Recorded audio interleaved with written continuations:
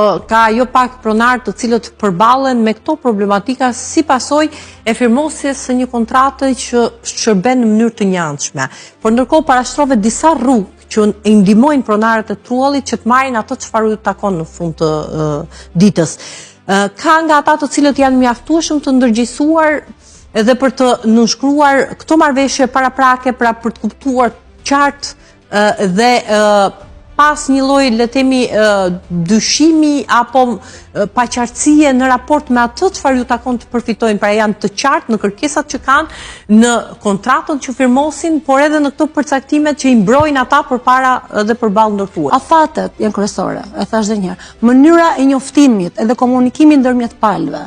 Këshilloj gjithmonë të specifikohet dhe të jetë komunikim me rekomande, me post, me nënshkrim, me kthim mbrapa.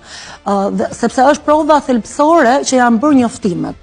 Sepse ku që do një nga pikat më të bukura, ku që do në kjo kontrat, është momenti i marrjes së lejes së ndërtimit dhe i thirrjes për të mbyllur kontratën për pjesët takuese.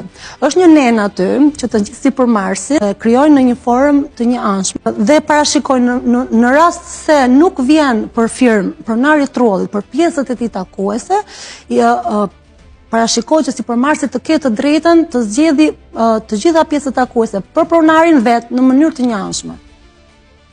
Domethënë sipërmarrësi mund të caktojë si arbitrare, ndërkohë që kjo kontratë regjistrohet në ASHK dhe të bllokon pronën. Ti nuk mund të disponosh më me këtë pronë përveç se pas një gjyqi disa vjeçar. Që mund marrë edhe disa vite të tjera. Kështu që edhe kjo është një klauzë që mund të parashikohet, zgjidhje automatike dhe heqja në mënyrë të njëanshme apo me një deklaratë notariale që pronari i Truallit deklaron që nuk po zbatohen elementët thelbësore të kontratës dhe nëpërmjet kësaj e depoziton në ASHK dhe kërkon dhe që regjistrimin e barrës hipotekore mbi pronën e vet. Kështu që mund të bëj një tratativë apo të lidhi një kontratë me një sipërmarrës të ri.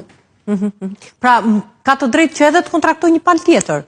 Në momentin që është zgjidh kontrata, në momentin që kontrata e mban të lidhur dhe është dhe regjistruar, që normalisht është gjë e parë që bën sipërmarrësi, që regjistron barrën hipotekore mbi Truallin, në këtë moment ai nuk mund të bëjë më asgjë.